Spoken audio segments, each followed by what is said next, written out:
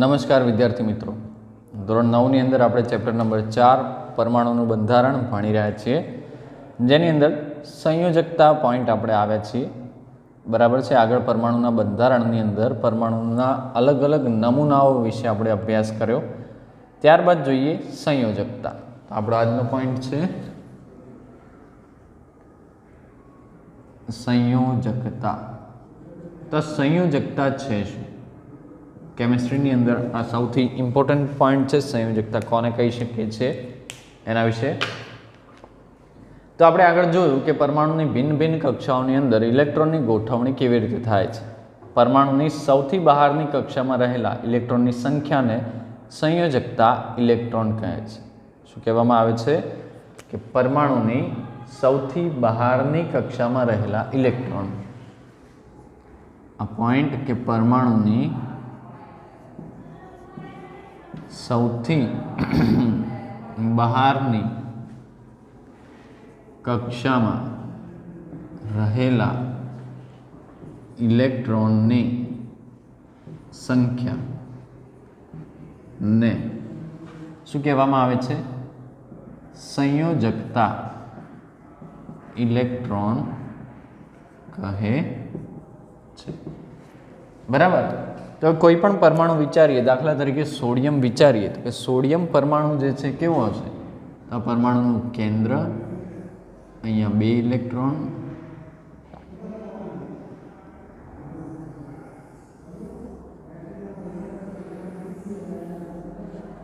ચાલો ઇલેક્ટ્રોન દર્શાવીએ અંદર. તો સોડિયમની વાત કરીએ છીએ અહીંયા Na, પરમાણુ ક્રમાંક 11, એટલે ઇલેક્ટ્રોન કેટલા હશે? 11. તો 2 1 2 3 4 5 6 7 અને 8 અને 1. તો સોડિયમનો પરમાણુ થયો. હવે સોડિયમનો જે પરમાણુ છે એની અંદર 11 ઇલેક્ટ્રોન રહેલા છે. આમાં સંયોજકતા ઇલેક્ટ્રોન એટલે શું? તો કે આ જે પરમાણુ છે, પરમાણુની સૌથી બહારની કક્ષા, એટલે આ રહી એ કક્ષામાં રહેલા ઇલેક્ટ્રોનની સંખ્યા કેટલી છે? 1 છે. તેને આપણે શું કહીશું? સંયોજકતા ઇલેક્ટ્રોન તરીકે આપણે ઓળખીએ છીએ. તો બોહર-બરી યોજનાને આધારે આપણે તે પણ જાણીએ છીએ કે પરમાણુની બાહ્યતમ કક્ષામાં વધુમાં વધુ કેટલા? 8 ઇલેક્ટ્રોન સમાવી શકે. બહારની કક્ષા હોય એની અંદર મેક્સિમમમાં મેક્સિમમ કેટલા હશે? 8 ઇલેક્ટ્રોન હોઈ શકે છે. આપણે જોયું કે બાહ્યતમ કક્ષા ઇલેક્ટ્રોનથી સંપૂર્ણપણે ભરાયેલી હોય તો તેવા તત્વોના પરમાણુઓ ખૂબ જ ઓછી રાસાયણિક સક્રિયતા દર્શાવે છે. બીજા શબ્દોમાં કહીએ તો આવા પરમાણુની સંયોજવાની ક્ષમતા અથવા સંયોજકતા શૂન્ય હોય છે. કોની સંયોજકતા શૂન્ય હશે? જે પરમાણુની બાહ્યતમ કક્ષા સંપૂર્ણ ભરાયેલી હોય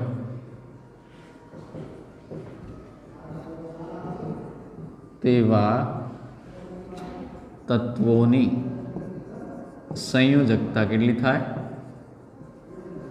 શૂન્ય થાય. કેટલી થશે એની સંયોજકતા?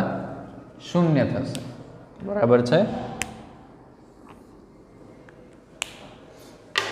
આ નિષ્ક્રિય તત્વો પૈકી હિલિયમ પરમાણુની બાહ્યતમ કક્ષા જે છે એમાં 2 જ ઇલેક્ટ્રોન હોય છે.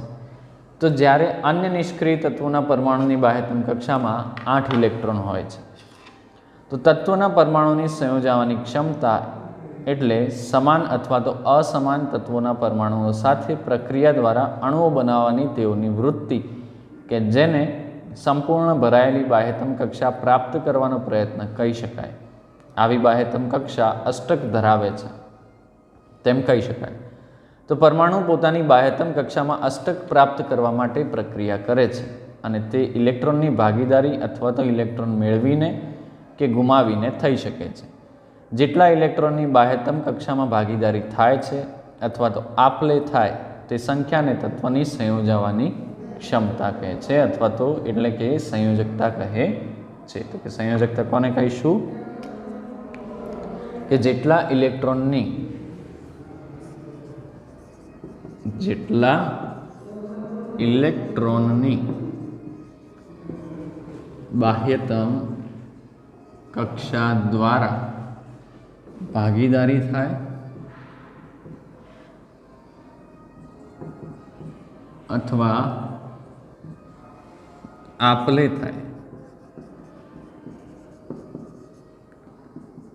તે ભાગીદારી થાય અથવા તો આપલે થાય તે સંખ્યાને તત્વની સંયોજકતા કહીશું.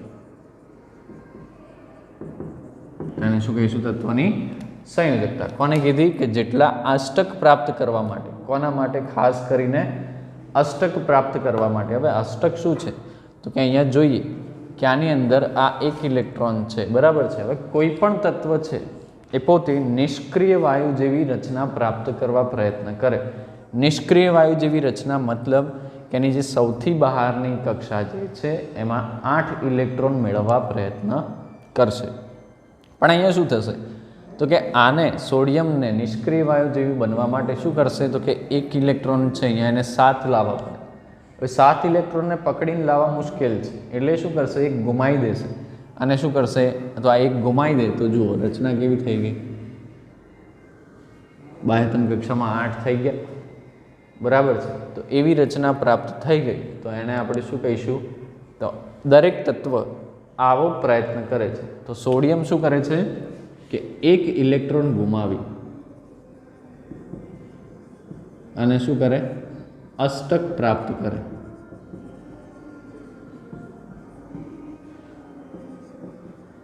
એથી સંયોજકતા કેટલી થઈ ગઈ? 1 થઈ ગઈ.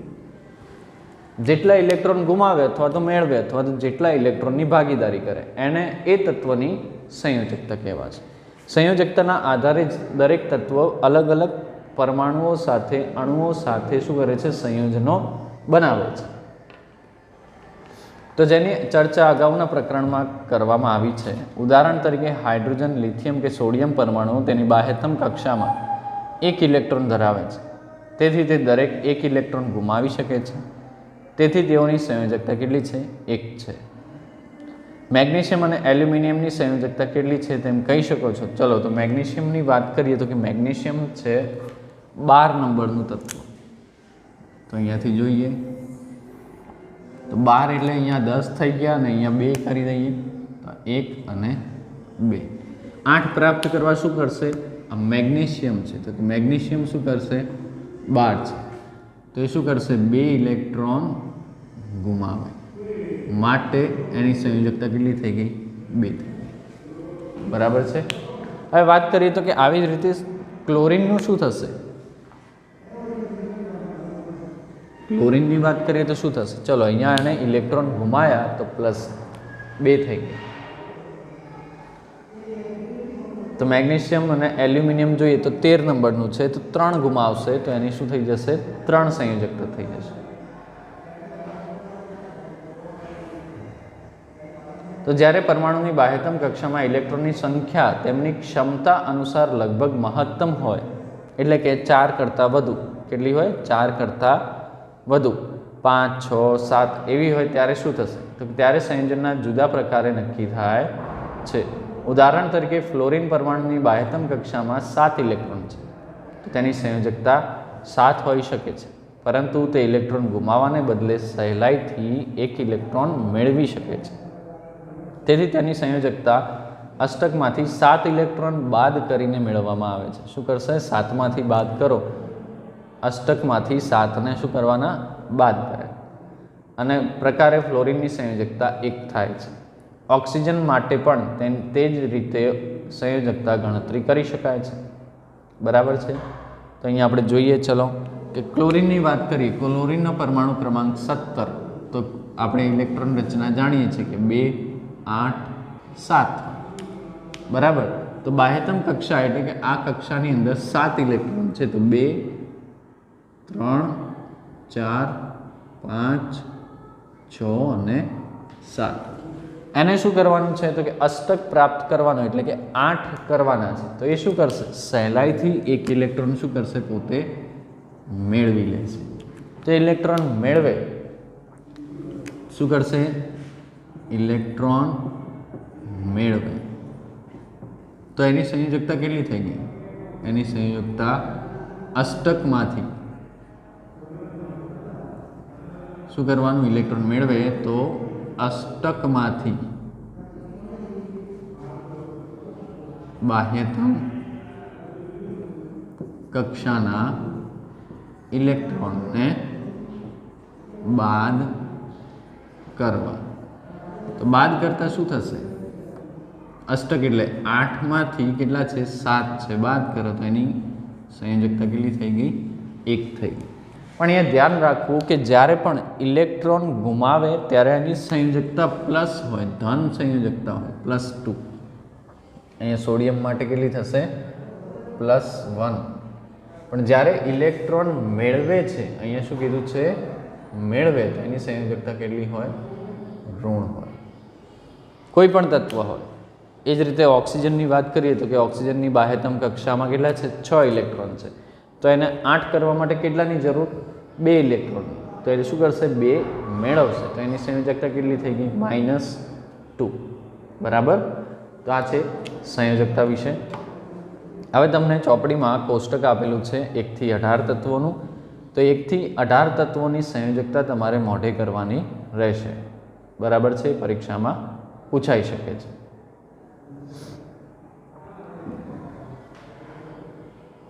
તો આમ દરેક તત્વનો પરમાણુ સંયોજવા માટેની નિશ્ચિત ક્ષમતા ધરાવે છે, જેને આપણે સંયોજકતા કહે છે. પ્રથમ 18 તત્વોની સંયોજકતા આગળ દર્શાવેલા કોષ્ટકમાં છે. બરાબર છે. તો સંયોજકતાઓ મોટે કરી શકાય અને એના ઉપરથી જ તત્વો નવા સંયોજનો બનાવી શકો છો, જે આગળના પ્રકરણમાં આપણે શીખી ગયા છે. ચલો, ત્યારબાદ આવે છે પરમાણુ ક્રમાંક શું છે અને દળાંક શું છે. નેક્સ્ટ પોઈન્ટ છે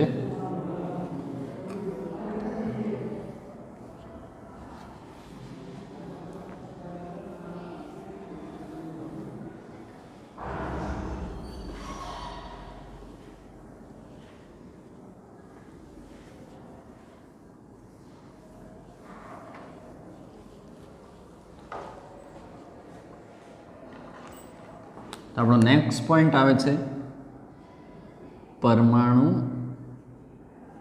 ક્રમાંક અને દળાંક. બરાબર. ચલો જોઈએ આપણે. તો આપણે અત્યાર સુધી જે તત્વો જોયા એમાં દર વખતે હું કહેતો હોઉં છું કેમિસ્ટ્રી માટે કે ભાઈ આનો પરમાણુ ક્રમાંક મોઢે કરો, ક્રમાંક મોઢે કરો. પણ એ ક્રમાંક છે શું?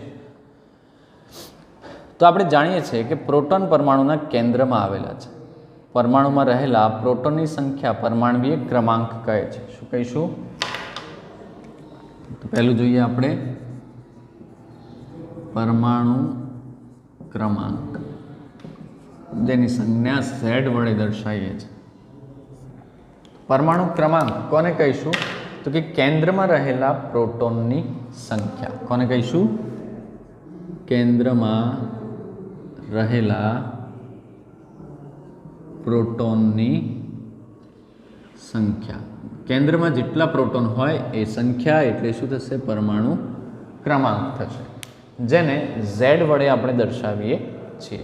કોઈ એક તત્વના તમામ પરમાણુઓ એક સમાન પરમાણુય ક્રમ ધરાવે છે. એટલે કે જે એક તત્વ લીધું એ દરેકના પરમાણુ ક્રમાંક કેવો હશે? સમાન હોય.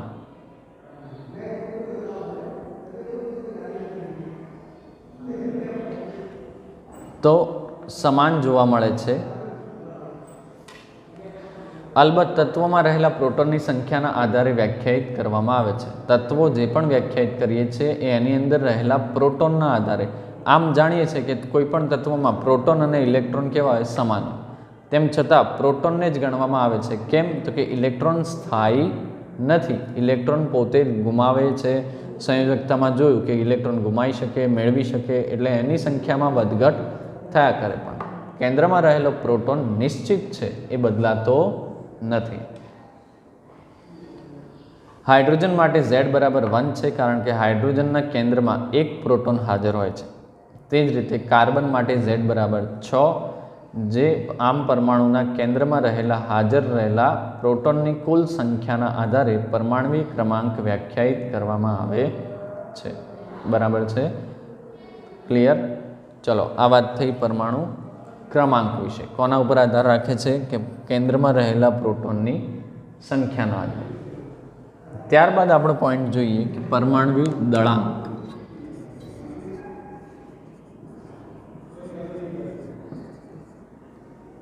પરમાણુનું દળ, પરમાણુ દળાંક, મોલેક્યુલર વેઇટ ઇંગ્લિશમાં આપણે કહીએ છીએ, એ બધું એક જ છે. તો પરમાણુના અવપરમાણુય કણોના ગુણધર્મો શીખ્યા પછી આપણે એ તારણ પર પહોંચી શકીએ છીએ કે પ્રાયોગિક રીતે પરમાણુનું દળ તેમાં રહેલા પ્રોટોન અને ન્યુટ્રોનના કારણે છે. પરમાણુનું દળ કોના કારણે છે? કેન્દ્રમાં રહેલા P એટલે પ્રોટોન અને N એટલે ન્યુટ્રોનના કારણે દળ ધરાવે છે. તો કે કોઈ પણ પરમાણુનું દળ કોના ઉપર આધારિત છે? પ્રોટોન અને ન્યુટ્રોનના કારણે. તો પરમાણુના કેન્દ્રમાં આવેલા હોય છે, તેથી પ્રોટોન અને ન્યુટ્રોનને ન્યુક્લિયોન્સ પણ કહેવામાં આવે છે. તેથી પરમાણુનું દળ તેના કેન્દ્રમાં કેન્દ્રિત થયેલું હોય છે. ઉદાહરણ તરીકે કાર્બનનું દળ 12 છે, કારણ કે તેમાં 6 પ્રોટોન અને 6 ન્યુટ્રોન હોય છે. તેથી 6 + 6 = 12 થાય. તેવી જ રીતે એલ્યુમિનિયમનું દળ 27 છે. કેમ એલ્યુમિનિયમનું 27? તો કે એની અંદર 13 પ્રોટોન અને 14 ન્યુટ્રોન છે. તો પરમાણુના કેન્દ્રમાં રહેલા પ્રોટોન અને ન્યુટ્રોનની કુલ સંખ્યાના સરવાળાને તત્વનો દળાંક કહેવામાં આવે છે. શું કહેવામાં આવે છે? કે કેન્દ્રમાં રહેલા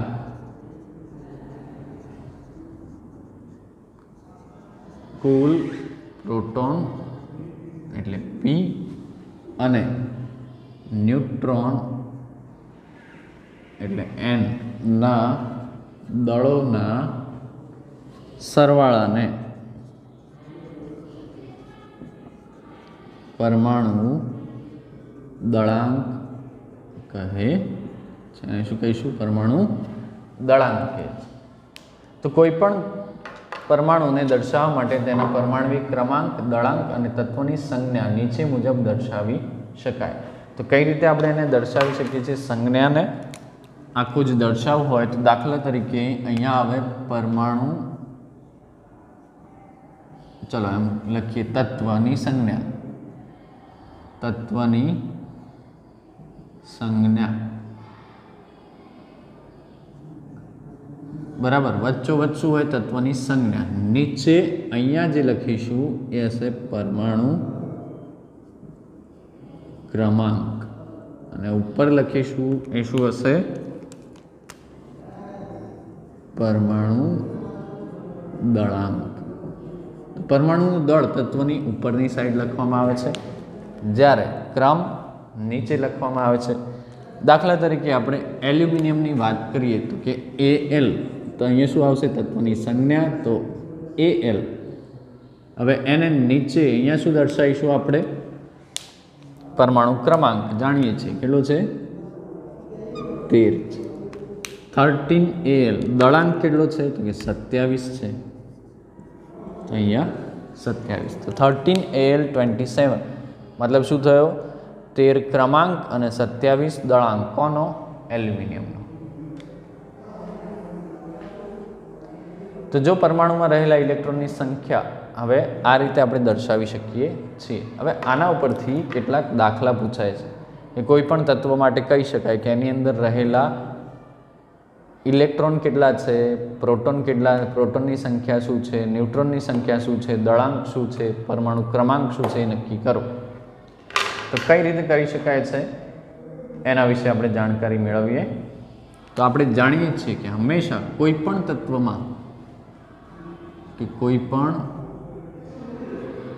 તત્વમાં હંમેશા પ્રોટોન બરાબર ઇલેક્ટ્રોન હોય. P = E હશે. પ્રોટોન બરાબર શું હશે? ઇલેક્ટ્રોન હોય. તો કે જેટલા પ્રોટોન હોય એટલા જ ઇલેક્ટ્રોન હોય.